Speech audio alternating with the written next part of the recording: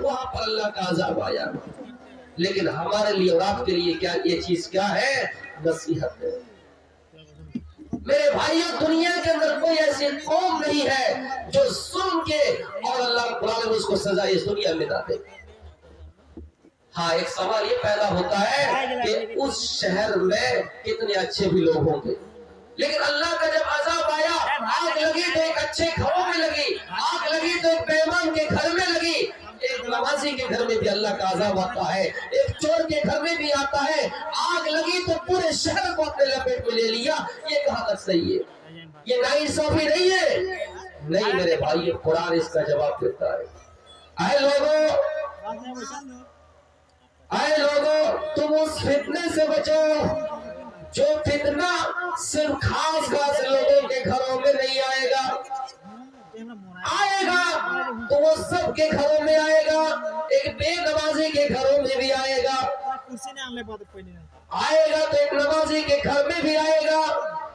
ایک تہجد گزار اللہ کی عبادت کرنے والا، اللہ کو یاد کرنے والا، جو رات کے وقت میں تنہائی میں اللہ کو یاد کر رہا ہے، نمازیں پڑھ رہا ہے، اللہ کو یاد کر رہا ہے، حج بھی کیا، ان کے گھر میں بھی فتنہ آئے گا، ان کے گھر میں بھی آزمائش آئیں گے، ان کے گھر میں بھی اللہ کا عذاب آئے گا. اللہ کہتا ہے وَاتَّقُوا فِتْنَةً لَا تُصِيبَنَّ الَّذِينَ ظَلَمُوا مِنكُمْ خَاصَّةً. اے لوگوں، اس عذاب سے ڈرو، اس فتنہ سے ڈرو جو صرف بے ایمانوں کے گھروں میں نہیں آئے گا، جو صرف ایمانداروں کے گھروں میں بھی نہیں آئے گا. آئے گا تو سب کے گھروں میں آئے گا. گاؤں کے اندر کون منڈل ہے، کون حاکم ہے، کون سردار ہے، آئے گا تو سب کے گھروں میں آئے گا. اللہ کا عذاب آئے گا تو سب کے گھروں میں آئے گا. اللہ کا عذاب آئے گا تو پوری بستی میں آئے گا، پورے شہر میں آئے گا. آگ لگی تو اچھے گھروں کو بھی جلا دیا اور برے لوگوں کے گھروں کو بھی جلا دیا.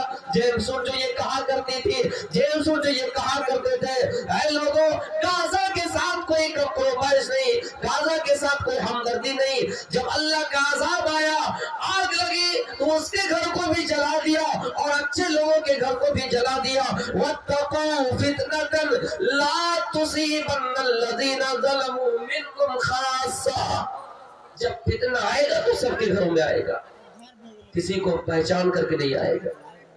اس کی مثال لیجئے، اللہ کے نبی صلی اللہ علیہ وسلم فرماتے ہیں کہ اگر کچھ لوگ سفر کر رہے ہیں کشتی میں بیٹھ کر، اور کشتی 2 منزلہ ہے، نیچے والے نیچے فلور میں، اوپر والے اوپر فلور میں ہے. نیچے والے پانی لینے کے لیے اوپر فلور آئیں گے، اوپر منزل آئیں گے، اور جب یہ بار بار آنا جانا کریں گے تو اوپر والے لوگوں کو ڈسٹرب ہوگا، اوپر والے لوگوں کو پریشانی ہوگی، تکلیف ہوگی. اب جو کشتی کے نچلا حصہ میں ہے، نیچے منزل میں ہے، وہ لوگ اگر یہ سوچ لیں ہم بار بار اوپر کیوں جائیں، بار بار دوسرے منزل کیوں جائیں، ہم کشتی کو نیچے سے چھیدا کر دیں گے، نیچے سے سوراخ کر دیں گے، ایک تختہ ہٹا دیں گے اور نیچے سے پانی لے لیں گے. میرے بھائیوں، اگر نیچے والا تختہ ہٹا دیتا ہے، کشتی کو سوراخ کر دیتا ہے اور اوپر والا نہ روکے، نیچے سے جب پانی آئے گا، نیچے والا ڈوبے گا، اوپر والا بھی ڈوب جائے گا. اس لیے جو دوسری منزل پہ ہے، اوپر والی منزل میں ان کی ذمہ داری ہے کہ نیچے والے کو روکے. اس لیے کہتا ہے کہ جب اللہ کا عذاب آتا ہے تو وہاں کسی کو نہیں دیکھتا ہے. ذمہ داری ہے کہ کوئی اگر گناہ کرے، کوئی غلطی کرے تو سماج کی ذمہ داری ہے کہ آپ اس کو روکیے. ورنہ میرے بھائیوں، جب اللہ کا عذاب آئے گا تو نہیں دیکھے گا کہ کون کس منزل میں ہے. جب اللہ کا عذاب آئے گا تو نہیں دیکھے گا کون کس کا گھر ہے. پورے شہر کو اپنے لپیٹ میں لے لے گا، پوری بستی کو اپنے لپیٹ میں لے لے گا. اگر اوپر والے نیچے والے کو روک لیا ہوگا، اگر اوپر والے نیچے والے کو روک لیں گے، پانی کشتی میں جو نچلے حصہ میں آئے گا اوپر والے کو بھی برباد کرے گا. اوپر والے اگر نیچے والے کو روک دے تو ایسی نوبت نہیں آئے گی، نیچے والا بھی بچ جائے گا اور اوپر والا بھی بچ جائے گا. اس لیے کہا جاتا ہے کہ جب کوئی گناہ کرتا ہے اور اللہ عذاب دیتا ہے اس بستی میں، اس علاقے میں عذاب دیتا ہے تو پھر پورے بستی میں آتا ہے. جب کوئی قوم اللہ کی نافرمانی کی ہے، اس قوم پر اللہ کا عذاب آیا. قرآن پڑھیے 30ویں پارے کے اندر اللہ قسم کھا رہا ہے والفجر ولیال العشر، اللہ قسم کھا رہا ہے فجر کی، اللہ فجر کی قسم کھا کر کہہ رہا ہے، اللہ فجر کی قسم کھا کر کہہ رہا ہے کہ اے نبی الم تر کیف فعل ربک بعاد، اے نبی کیا آپ نے نہیں دیکھا کہ اللہ نے قوم عاد کے ساتھ کیسا سلوک کیا، قوم عاد کے ساتھ کیسا برتاؤ کیا۔ قوم عاد ایسی قوم تھی جو طاقت میں سب سے آگے، جن کو اپنے اوپر ناز تھا کہ ہم سب سے زیادہ قوت والے ہیں، ہم سب سے زیادہ طاقت والے ہیں، اور کہا کرتے تھے وقالوا، وہ لوگ کہا کرتے تھے من اشد منا قوہ، ہم سے زیادہ کون طاقتور ہے، ہم سے زیادہ کون طاقتور ہے۔ اللہ اس قوم کا ذکر قرآن میں کرتا ہے، الم تر کیف فعل ربک بعاد، اے نبی کیا آپ نے نہیں دیکھا، کیا آپ جانتے نہیں کہ اللہ نے قوم عاد کے ساتھ کیسا سلوک کیا۔ ارم ذات العماد، وہ لمبے لمبے ستونوں والے تھے، لمبے لمبے کھمبے والے تھے، لمبے لمبے پلروں والے تھے۔ میرے بھائیوں یہ قوم عاد تھی، یہ قوم عاد تھی جن کو اللہ نے بہت زیادہ طاقت دی تھی، بہت زیادہ طاقت دی تھی۔ الذی لم یخلق مثلها فی البلاد، اور قوم عاد اس طرح قوم گزری ہے جس کے مانند دنیا میں کوئی قوم پیدا ہی نہیں کی گئی ہے۔ یہ اتنے طاقتور تھے، وَيَنْحِتُونَ مِنَ الْجِبَالِ بُيُوتًا آمِنِينَ، ان کے پاس اتنی طاقت ہے کہ یہ پہاڑوں کو کاٹ کر، پہاڑوں کو تراشتے تھے، پہاڑوں کو کاٹ کاٹ کر اپنا گھر بنا لیتے تھے، پہاڑوں کو کاٹ کر اپنا مکان بنا لیتے تھے، اپنی رہائش گاہیں بنا لیا کرتے تھے۔ اللہ نے اس قوم کو اتنی طاقت دی تھی، لیکن میرے بھائیوں جب اللہ کی نافرمانی کی تو اللہ نے ان کو عذاب دیا، اللہ نے ان کو ہلاک کر دیا، اللہ نے ان کو برباد کر دیا۔ اللہ کہتا ہے اے لوگوں، قوم عاد نے جب اللہ کی نافرمانی کی، نبی اکرم صلی اللہ علیہ وسلم اس چیز کو بیان کر رہے ہیں، اور اللہ تعالیٰ بھی قرآن میں بیان کر رہا ہے، قرآن میں جس کا ذکر ہمیں اور آپ کو ملتا ہے، نبی اکرم صلی اللہ علیہ وسلم کو یاد دلا رہا ہے کہ اے نبی کہ آپ نے قوم عاد کو نہیں دیکھا جب انہوں نے اپنے نبی، جب انہوں نے اپنے نبی حضرت ہود علیہ السلام کو جھٹلایا تو اللہ نے ان پر کیسا عذاب برسایا، اللہ نے ان پر کیسا عذاب برسایا۔ وَأَمَّا عَادٌ فَأُهْلِكُوا بِالطَّاغِيَةِ وَأَمَّا عَادٌ فَأُهْلِكُوا بِرِيحٍ صَرْصَرٍ عَاتِيَةٍ، اللہ نے قوم عاد کو اس طرح ہلاک کیا کہ ان کے اوپر تیز و تند والی ہوائیں بھیجی، تیز و تند والی ہوائیں بھیجی، اور یہ مسلسل چلتی رہی۔ سخرها علیہم 7 لیال، 7 رات تک چلتی رہی، وثمانیۃ ایام حسوبا، اور 8 دن تک چلتی رہی۔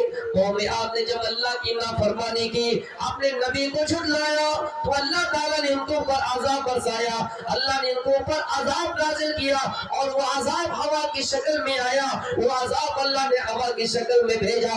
اللہ کہتا ہے ان کے پاس تیز و تند والی ہوائیں آئی، تیز و تند والا عذاب آیا ہوا کی شکل میں، اور 1 دن نہیں چلی، 2 دن نہیں چلی، سخرها علیہم 7 لیال، 7 رات تک چلی، وثمانیۃ ایام، اور 8 دن تک چلی، مسلسل چلی، لگاتار چلی۔ اللہ کہتا ہے پھر اس کو ایسا برباد کیا، ایسا برباد کیا، وہ ایسے ہلاک ہو گئے، ایسے ہلاک ہو گئے کأنہم اعجاز من نخل خاویہ، گویا کہ وہ کھجور کے سڑے ہوئے تنے ہیں۔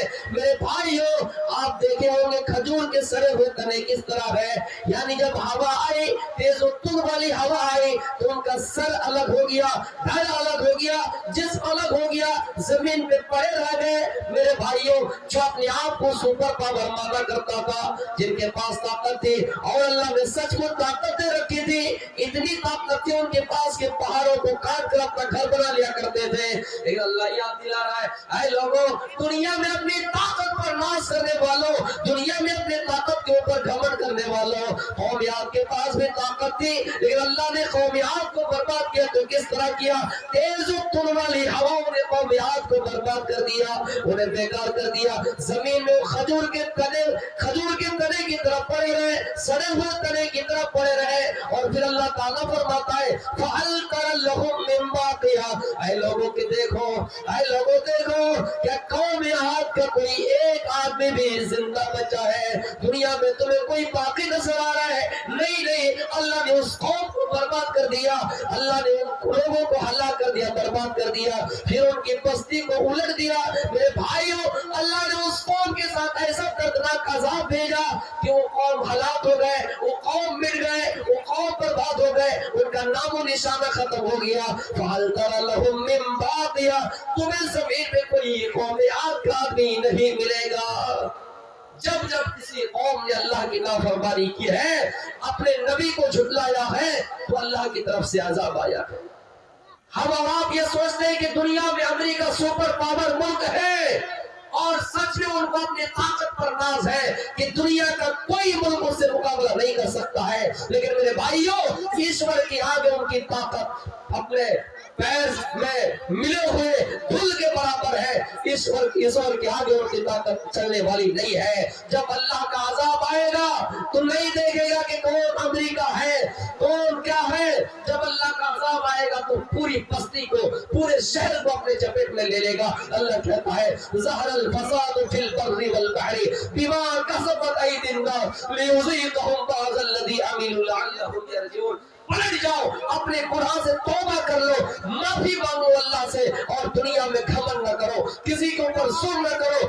عذاب آنے میں دیر نہیں ہے۔ اللہ کی طاقت اس طرح ہے کہ تمہیں پتہ بھی نہیں چلے گا۔ میرے بھائیوں، جو ابھی فی الحال امریکہ کا راشٹرپتی بنا ہوا ہے، یہی کہا تھا کہ 20 جنوری سے پہلے ہم غزہ کے اندر، ہم عرب ممالک میں جہنم بنا دیں گے، جہنم نرک بنا دیں گے، وہاں لوگ جہنم کی زندگی کی طرح زندگی گزاریں گے۔ لیکن اللہ کا عذاب آیا تو اس طرح آیا کہ 7-8 دن میں پورے شہر لاس اینجلس کو جلا دیا۔ امریکہ سب سے شکتیشالی دیش، لیکن ان کی طاقت کام نہیں آئی کیونکہ یہ ایشور کی طرف سے آیا ہوا عذاب ہے۔ میرے بھائیوں، امریکہ سپر پاور دیش ہے، وہاں پر سب سے بڑا شہر لاس اینجلس پورے ملک کے اعتبار سے دوسرے نمبر پہ آتا ہے۔ کیلیفورنیا ریاست میں سب سے بڑا شہر لاس اینجلس کو مانا جاتا ہے، جہاں فلمی ستارے موجود ہیں، جہاں بالی ووڈ کے اڈے موجود ہیں، جہاں فلمی انڈسٹری کے گھر موجود ہے، جہاں بڑے بڑے لوگ وہاں رہتے ہیں۔ میرے بھائیوں، جب اللہ کا عذاب آیا تو کسی کی طاقت وہاں پہ کام نہیں آئی۔ جنہوں نے کہا تھا کہ ہم جہنم بنا دیں گے، میرے بھائیوں دیکھ لو اللہ نے کس طرح عذاب دیا، اور جہنم کی ایک شکل ایک جھلک تمہیں دنیا میں دکھا دی۔ اس لیے اپنی طاقت پر ناز نہ کرو، اپنی طاقت پر ہی تو نہیں، اللہ کا عذاب کب آئے گا تمہیں پتہ نہیں ہے۔ میرے بھائیوں، اتنا ہی نہیں، جب اسرائیلی فوج غزہ کے اندر غزہ کے مسلمانوں کو مار رہے تھے، غزہ کے چھوٹے چھوٹے بچوں کو مار رہے تھے، بے قصور لوگوں کو مار رہے جن کی کوئی غلطی نہیں تھی، اسرائیلی فوجوں کو مدد دینے والے، اسرائیلی فوجوں کو کھانا دینے والے ایک ریسٹورنٹ جن کا نام میک ڈونلڈز ہے، جن کا نام MC ڈونلڈ ہے، ان کے وہاں فوجیوں کو کھانا دے رہے تھے۔ لیکن میرے بھائیوں، جب اللہ کا عذاب آیا، آگ لگی، تو MC ڈونلڈز ریسٹورنٹ جو اسرائیلی فوجی کی مدد کیا کرتی تھی، وہ کمپنی بھی برباد ہو گئے، اس میں بھی آگ لگی۔ اس لیے میرے بھائیوں، جب دنیا میں کہیں عذاب آئے، مصیبت آئے، تو سمجھ لیجئے کہ ہمارے ہاتھوں کی کروائی۔ اللہ نے قوم عاد کو نہیں چھوڑا۔ قوم عاد کے پاس طاقت اس طرح ہے کہ پہاڑ کو کاٹ کر وہ لوگ گھر بنا رہے۔ میرے بھائیوں، آج ہمارے پاس اتنی طاقت نہیں، جن کے بارے میں قرآن کہتا ہے کہ وہ لوگ کہا کرتے تھے من اشد منا قوة، ہم سے زیادہ کون پاورفل ہے، ہم سے زیادہ کون شکتیشالی ہے۔ لیکن جب اللہ کا عذاب آیا، وَعَمَّادٌ فَأُهْلِكُوا بِرِيحٍ صَرْصَرٍ عَاتِيَةٍ، اللہ نے قوم عاد کو ہلاک اس طرح کیا، اس طرح برباد کیا کہ 7 رات اور 8 دن تک ہوا چلی، تیز ہوا چلی اور برباد کر دیا۔ زمین میں اس طرح پڑے رہے كَأَنَّهُمْ أَعْجَازُ مِن نَخْلٍ خَاوِيَةٍ، گویا کہ کھجور کے سڑے ہوئے تنے ہیں، میرے بھائیوں، اور اللہ کہتا فَهَلْ تَرَ لَهُم مِّن بَاقِيَةٍ، روئے زمین میں قومیات کا کوئی ایک آدمی بچا نہیں۔ قوم ثمود کو بھی اللہ تعالیٰ اس طرح برباد کیا۔ فَأَمَّا ثَمُودُ فَأُهْلِكُوا بِالطَّاغِيَةِ، قوم ثمود کو بھی اللہ نے اس طرح برباد کیا۔ قوم ثمود کے اندر حضرت صالح نبی آئے تھے، ان کو بھی اللہ نے ایسے برباد کیا۔ میرے بھائیوں، اللہ کہتا ہے ہم نے تیز آواز بھیجی، اس طرح آواز آئی کہ ان کے کانوں کے پردے پھٹ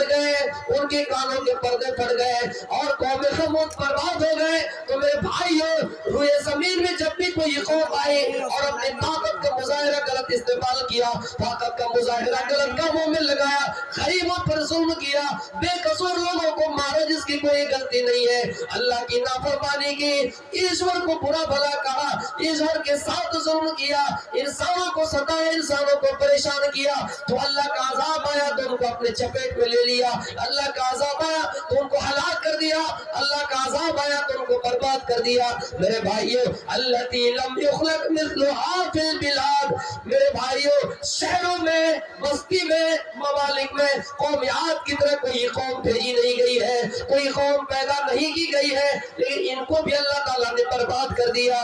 میرے بھائیوں، اللہ کہتا فَصَبَّ عَلَيْهِمْ رَبُّكَ صَوْتَ عَذَابٍ، اللہ کہتا ہے ہم نے ان پر عذاب کا کوڑا برسایا، عذاب ہی نہیں، عذاب کا کوڑا برسایا۔ جب کوڑا سننے میں آتا ہے تو دل دہل جاتا ہے، کہاں پڑتا ہے کہ عذاب کا کوڑا برسایا اور قومیات کو ہلاک کر دیا، قومیات کو برباد کر دیا۔ پھر لوگوں سے کہہ رہا ہے اِنَّ رَبَّكَ لَبِالْمِرْصَادِ، اے لوگوں، یہ ان سب واقعات کے ہونے کے باوجود بھی تیرے رب کی نظر تیرے اوپر ہے۔ اگر تو بھی زمین میں ظلم کرے گا، تو بھی اللہ کی نافرمانی کرے گا، اپنے نبی کو جھٹلائے گا، اپنے نبی کے احکامات کو جھٹلاؤ گے، تو اللہ تعالیٰ کی طرف سے بھی تم پر عذاب آنے والا ہے۔ میرے بھائیوں، اور دیکھ لیجئے، ترکی میں زلزلہ آیا، سیریا میں زلزلہ آیا، اور کتنے لوگ برباد ہو گئے، کتنے لوگ ملبے میں پھنس گئے۔ اس لیے میرے بھائیوں، جب کوئی قوم دنیا میں ظلم کرتی ہے تو اللہ کی طرف سے اس پر عذاب آتا ہے، اور جب عذاب آتا ہے تو نہیں دیکھتا ہے کہ کون کیا ہے، کون کس خاندان سے، کون کس قبیلے سے ہے۔ اللہ کا عذاب آتا ہے تو پورے شہر میں آتا ہے، پورے بستی میں آتا ہے۔ اللہ کا عذاب آتا ہے تو پوری بستی میں آتا ہے۔ یہ قومیات کے پاس کتنی طاقت تھی، قوم ثمود کے پاس کتنی طاقت تھی، پہاڑوں کو کاٹ کر گھر بنایا کرتے تھے۔ میرے بھائیوں، وَفِرْعَوْنَ ذِي الْأَوْتَادِ، یاد کرو فرعون کو، جو میخوں والے تھے، جو کھمبے والے تھے، جن کے پاس طاقت اس طرح تھی، موسیٰ کو ستایا کرتے تھے، موسیٰ کو پریشان کیا کرتے تھے، اور کہا کرتے تھے فرعون، اے موسیٰ تم کیسے اللہ کا رسول ہونے کا دعویٰ کر رہے ہو؟ اے موسیٰ تم کیسے اللہ کے نبی ہو سکتے ہو؟ تم نبی نہیں ہو سکتے موسیٰ، تمہاری زبان تو دتلا ہے، تم صحیح سے بول بھی نہیں پاتے ہو۔ موسیٰ علیہ السلام بول نہیں پاتے تھے صحیح سے۔ میرے بھائیوں، علماء کہتے ہیں موسیٰ علیہ السلام بچپن میں ایکسیڈنٹ ہو گئے تھے، ان کے ساتھ حادثہ پیش آ گیا تھا، اس لیے زبان میں لڑکھڑاہٹ موجود تھے، زبان ان کے صاف نہیں تھے، دودھا پر ظاہر ہوتے تھے، صحیح سے بول نہیں پاتے تھے، پھر اور ان کا مذاق اڑایا کرتے تھے۔ اے موسیٰ تم اللہ کے نبی کیسے ہو سکتے ہو؟ اے موسیٰ تم اللہ کے رسول کیسے ہو سکتے ہو جبکہ تمہاری زبان میں توتلا پن ہے، جبکہ تمہاری زبان میں لڑکڑاہٹ ہے؟ اے موسیٰ تم نبی نہیں ہو، تم اللہ کے رسول نہیں ہو۔ موسیٰ کے ساتھ مذاق اڑایا، موسیٰ کو مذاق بنایا، موسیٰ کو برا بھلا کہا۔ میرے بھائیوں، حضرت موسیٰ علیہ السلام دعا کرتے تھے رب اشرح لی صدری ویسر لی امری واحلل عقدۃ من لسانی یفقہوا قولی، اے اللہ میرے سینے کو کھول دے، میرے معاملات آسان کر دے، اور میری زبان کو صاف کر دے، میری زبان میں جو گرے ہے اے اللہ تو اس کو کھول دے تاکہ لوگ میری بات کو سمجھ جائے۔ ہو سکتا ہے موسیٰ علیہ السلام ایکسیڈنٹ ہو گئے یا ان کی زبان میں توتلا پن تھے، لیکن میرے بھائیوں جب اللہ نے ان کی زبان کھولی، تو اللہ تعالیٰ موسیٰ سے ڈائریکٹ بات کرتا ہے اور کہتا ہے موسیٰ تو کلیم اللہ ہے، تیرے ساتھ تیرے رب نے کلام کیا ہے، اے موسیٰ تو کلیم اللہ ہے۔ فرعون نے موسیٰ کا مذاق بنایا، موسیٰ کو برا بھلا کہا، اللہ رب العالمین نے موسیٰ کو حکم دیا اللہ رب العالمین نے موسیٰ کو حکم دیا، اے موسیٰ اپنی قوم کو لے کر نکل جاؤ۔ حضرت موسیٰ علیہ السلام اپنی قوم کو لے کر اور خود اور بنی اسرائیل کو لے کر چلے گئے۔ آگے میں دریا تھے، آگے میں سمندر تھے۔ موسیٰ علیہ السلام اپنی قوم کے ساتھ جا رہے ہیں، ان کی قوم دیکھ رہے کہ آگے ندی ہے، آگے سمندر ہے، اب جائے کدھر؟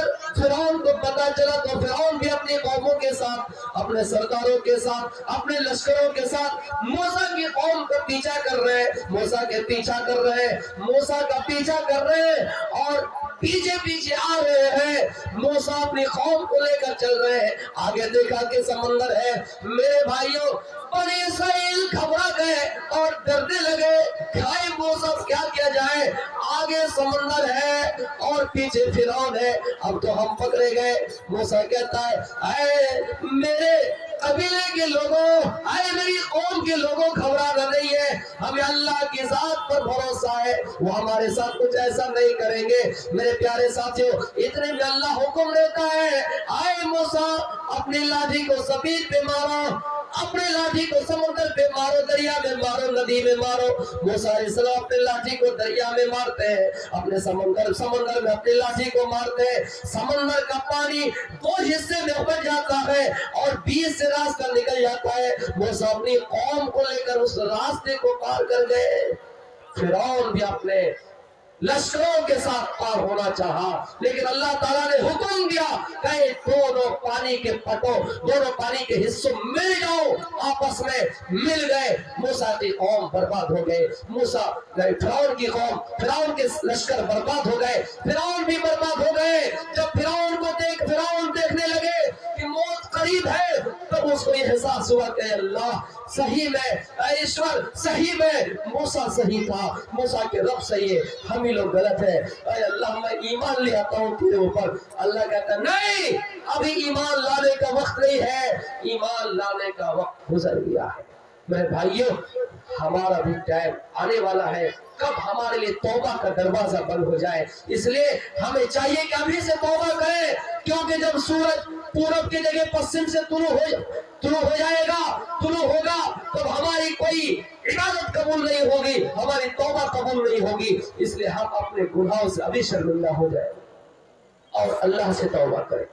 گناہوں سے ہوں شرمندہ، الہی درگزر کر دے، گناہوں سے ہوں شرمندہ، الہی درگزر کر دے، بڑا مجرم ہوں میں تیرا، الہی درگزر کر دے۔ میرے بھائیوں فرعون ایمان لانا چاہا، لیکن اللہ نے کہا نہیں فرعون، ابھی تمہارے لیے ایمان لانے کا وقت نہیں ہے۔ فرعون مر گئے، لیکن فرعون کی لاش کو اللہ رب العالمین نے آنے والے لوگوں کے لیے نشان عبرت بنا دیا، اور فرعون کی لاش آج بھی ہے۔ میرے بھائیوں چاہے کتنے طاقتور قوم آئے، لیکن اللہ کے ساتھ جن لوگوں نے ظلم کیا ہے، شرک کیا ہے، نبی کو جھٹلایا ہے، اس پر اللہ کا عذاب آیا ہے۔ جب موسیٰ کہتا تھا کہ اے فرعون تم میرے ایشور کی عبادت کرو، میرے اللہ کی عبادت کرو، تو فرعون اس کا مذاق بناتے تھے اور کہتے تھے اے میرے لشکروں موسیٰ کا رب کہاں ہے؟ موسیٰ علیہ السلام کا رب ہو سکتا ہے آسمان پہ ہے، سیڑھی بناؤ، اونچے اونچے محل بناؤ، ہم جا کے دیکھیں گے کہ ہاں موسیٰ کا رب کہاں ہے۔ میرے بھائیو اس طرح ظالم بادشاہ تھے، جب اللہ کا مذاق اڑایا، موسیٰ کا مذاق اڑایا، تو اللہ تعالیٰ نے اس کو برباد کر دیا، اس کو ہلاک کر دیا۔ میرے بھائیوں اسی طرح حضرت لوط علیہ السلام کی قوم نے جب دنیا میں اغلام بازی کی، دنیا میں غلط کام کیا، اور غلط کام ان کا یہ تھا کہ وہ لوگ لڑکیوں کو چھوڑ کر، اپنی عورتوں کو چھوڑ کر مردوں سے ناجائز سمبند بنایا کرتے تھے، ناجائز تعلقات پیدا کیا کرتے تھے، قائم کرتے تھے۔ میرے بھائیوں جب اللہ کا عذاب آیا تو اس کی کس شکل میں آیا؟ اللہ کا عذاب آیا تو کس شکل میں آیا؟ اللہ قرآن میں کہتا ہے وَأَمْطَرْنَا عَلَيْهِمْ مَطَرًا، اللہ قرآن میں کہتا ہے ہم نے اس قوم پر بارش برسائی، عَلَيْهَا حِجَارَةً مِّن سِجِّيلٍ، ہم نے لوط کی قوم پر عذاب برسایا، ہم نے لوط کی قوم پر بارش برسائی، اس شکل میں برسائی میرے بھائیوں، پتھروں کی شکل میں، جو دردناک عذاب تھا، جو دردناک سزا تھی۔ لوط کی قوم پر پتھروں کی بارش ہوئی، علیہا حجارۃ من سجیل، ان کی قوم پر پتھروں کی بارش ہوئی میرے بھائیوں، اور اتنا خطرناک اور دردناک عذاب تھا، اتنا خطرناک سزا تھی، دردناک عذاب تھا کہ ان پتھروں پر نام لکھا ہوتا تھا کہ یہ فلاں شخص پر گرے گا، یہ فلاں شخص پر گرے گا، اور وہ پتھر اس آدمی کے کھوپڑے پر پڑتا تھا اور وہ اسی وقت مر جایا کرتے تھے۔ پھر میرے بھائیوں سارے لوگ مر گئے، جتنے لوگ ان کی قوم میں غلط لوگ تھے سارے لوگ مارے گئے، سارے لوگ ختم ہو گئے۔ پھر اللہ نے اس قوم کو اس طرح برباد کیا کہ ان کی بستی کو ہی الٹ دیا۔ تو روئے زمین میں کتنے ایسے خطرناک لوگ آئے جو لوگوں پر ظلم کیا کرتے تھے، جو لوگوں کو مارا کرتے تھے، جو لوگوں کو پریشان کیا کرتے تھے، جو نبی کو جھٹلایا کرتے تھے، جو ایشور کی نافرمانی کیا کرتے تھے۔ اللہ نے عذاب بھیجا اور اس قوم کو برباد کر دیا۔ میرے بھائیوں ہمارا ڈر رہے ہیں، اس ملک میں رہ کر ڈر رہے ہیں، اتنے اخبارات ہمارے سامنے آ چکے ہیں، سوشل میڈیا کے ذریعے ہمیں کتنی خبر ملتی ہے کہ مسلمانوں میں نوجوان کو کہیں مارا گیا، مسلمانوں میں کہیں کسی نوجوان کو زندہ جلا دیا گیا، راجستھان میں 2 نوجوان کو زندہ جلا دیا گیا، دلی کے اندر قاری اویس کو مار دیا گیا، اسی جھارکھنڈ میں تبریز انصاری کو مار دیا گیا۔ میرے بھائیوں ڈر پیدا ہوتا ہے کہ کہیں ایسا نہ ہو کہ ہمیں اس ملک سے نکال دیا جائے۔ اے لوگوں، جب موسیٰ کی قوم نے آگے دیکھا کہ سمندر ہے، موسیٰ کی قوم نے آگے دیکھا کہ دریا ہے، پیچھے دشمن ہے، دائیں راستہ نہیں بائیں راستہ نہیں، آگے دریا ہے پیچھے دشمن ہے، جائے تو کدھر جائے؟ موسیٰ نے کہا اے میری قوم، اے بنی اسرائیل، گھبراؤ نہیں، اللہ ہمارے ساتھ ہے، اور اللہ کہتا لا تحزن ان اللہ معنا، غم نہ کرو، پریشان نہ ہو جاؤ، اللہ ہمارے ساتھ ہے۔ میرے بھائیوں غور کیجئے، ہم بھی اپنی زندگی میں سوچ رہے ہیں کہ کہیں ایسا نہ ہو ہمیں اس ملک سے نکال دیا جائے، کہیں ایسا نہ ہو کہ ہمیں اس ملک سے بھگا دیا جائے۔ گھبرانے کی ضرورت نہیں ہے، مایوس ہونے کی ضرورت نہیں ہے۔ وَلَا تَهِنُوا وَلَا تَحْزَنُوا وَأَنْتُمُ الْأَعْلَوْنَ إِن كُنتُم مُّؤْمِنِينَ۔ مسلمانوں پریشان نہ ہو جاؤ، غم نہ کرو، حیران نہ ہو جاؤ، اپنے آپ کے اندر مایوسی پیدا نہ کر لو۔ ایشور کہتا ہے، اللہ کہتا ہے مومن ہو جاؤ، ہم تمہیں بادشاہ بنائیں گے، ہم تمہیں بادشاہ بنائیں گے، ہم تمہیں راجہ بنائیں گے، لیکن شرط اپنے اندر ایمان پیدا کر لو۔ نوجوانوں اٹھو، اپنے اندر انقلاب لے کر اٹھو۔ عقبہ بن رافع کے پاس ان کے لشکر ہے، ان کے ساتھ ان کے لشکر ہے، آگے دیکھا کہ سمندر، گھوڑا لیے ہوئے ہے، اپنے لشکروں سے کہتا ہے کیا دیکھتے ہو؟ گھوڑا دوڑاؤ، سمندر میں ڈال دو گھوڑا۔ اسی کو شاعر مشق اللہ اقبال اپنے شعر میں یوں بیان کرتا ہے، دست و دست ہے دریا بھی نہ چھوڑے ہم نے، پہلے ظلمات میں بھی دوڑا دیے گھوڑے ہم نے۔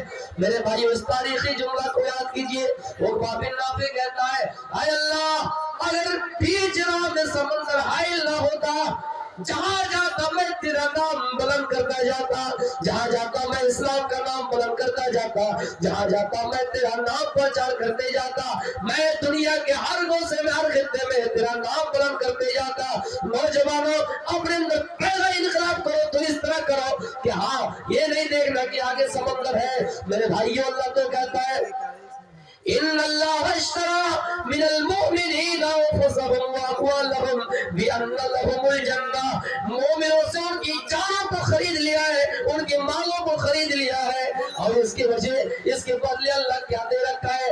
اللہ کہتا ہے ہم نے تمہارے مالوں کے بدلے، ہم نے تمہاری جانوں کے بدلے جنت دے رکھی ہے۔ اس کا بدلہ اگر تمہیں جنت مل رہی ہے، تمہاری دنیا میں کیا حیثیت ہے، تمہارے مال کی کیا حیثیت ہے، تمہارے خون کی کیا حیثیت ہے، ہم نے تو اس کے بدلے میں تجھے جنت دے رکھی ہے۔ مسلمانوں انقلاب پیدا کرو، اپنے اندر جذبہ پیدا کرو، اور مایوس ہونے کی ضرورت نہیں ہے، گھبرانے کی ضرورت نہیں ہے۔ دنیا ہمیں کو کہے گی دنیا قاتل، ہمارا ہی قتل عام ہوگا۔ میرے بھائیوں ہم ہی کنویں کھودتے پھریں گے، ہم ہی پہ پانی حرام ہوگا، ہم ہی کو کہے گی دنیا قاتل، ہمارا ہی قتل عام ہوگا۔ اخباروں میں دیکھ لو کتنے مسلمانوں کو مار دیے جاتے ہیں، کتنے مسلمانوں کو ختم کر دیے گئے، کتنے مسلم لیڈر کو ختم کر دیے گئے، مسلم نیتاؤں کو ختم کر دیے گئے، کتنے ایسے لوگ ہیں جو اچھے لوگ تھے، بڑے پیمانے پہ تھے، ان کو مار دیے گئے۔ لیکن یہ دنیا پھر بھی ہمیں کو قاتل کہتی ہے، ہمیں کنویں کھودتے پھر رہے ہیں، پھر بھی لوگ ہمیں پہ پانی حرام کرتے ہیں۔ میرے بھائیوں اس لیے گھبرانے کی ضرورت نہیں ہے، اپنے اندر حوصلہ رکھنا چاہیے، اپنے اندر انقلاب پیدا کرنا چاہیے کہ ہم ملک میں رہیں گے، ملک کی حفاظت کریں گے، اپنے مذہب کی حفاظت کریں گے، دشمنوں سے ہم آنکھیں ملا کر بات کریں گے۔ میرے بھائیوں کسی نے کہا تھا اسلام مٹنے والا نہیں ہے، چاہے لوگ لاکھوں کوشش کریں اسلام کو مٹانے کی، اسلام مٹنے والا نہیں ہے۔ سورج سے یوں آنکھ ملانا مشکل کیا ناممکن ہے، سورج سے یوں آنکھ ملانا مشکل کیا ناممکن ہے، دنیا سے اسلام مٹانا مشکل کیا ناممکن ہے، ہر مشرک کو دین سکھانا یہ تو آسان ہے، لیکن پتھر سے بھی کلمہ پڑھانا مشکل کیا ناممکن ہے۔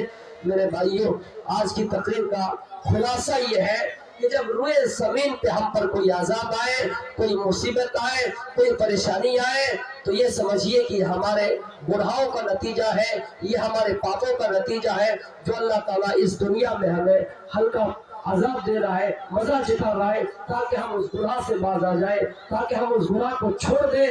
اور ہاں میرے بھائیوں جب بھی کوئی کام ہوتا ہے اس میں اللہ کی ایک مصلحت ہوتی ہے، چاہے پورے بستی میں اللہ کا عذاب آئے، چاہے کسی کے گھر میں آئے، یہ اس میں اللہ کی مصلحت ہے۔ اور جب ہم کسی مصیبت میں پڑتے ہیں تو مایوس ہو جاتے ہیں کہ پتہ نہیں کیا ہوگا، تو اس میں بھی گھبرانے کی ضرورت نہیں ہے، اللہ تعالیٰ نے مومن سعادہ نے رکھا ہے۔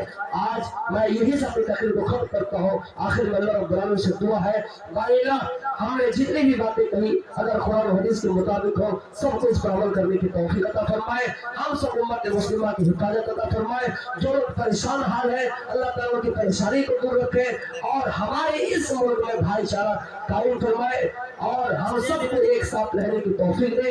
We united we stand, we divided we fall۔ اگر ہم اتحاد سے رہیں گے، کھڑے رہیں گے، اگر ہم فرقوں میں بن جائیں گے تو ہم گر جائیں گے۔ وما علینا الا البلاغ المبین، وآخر دعوانا الحمد للہ رب العالمین۔ السلام علیکم۔